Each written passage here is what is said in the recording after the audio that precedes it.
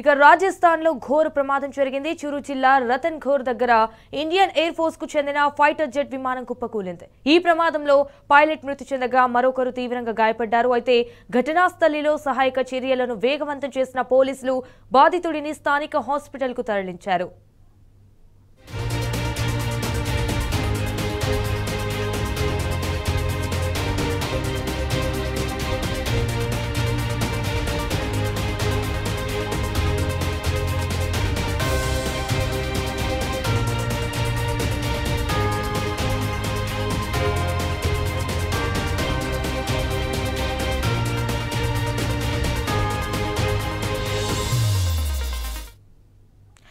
రాజస్థాన్ లో ఘోర ప్రమాదం జరిగింది. చురు జిల్లా రతన్ ఘర్ దగ్గర ఇండియన్ ఎయిర్ ఫోర్స్ కు చెందిన పైలట్ జెట్ విమానం కుప్పకూలింది.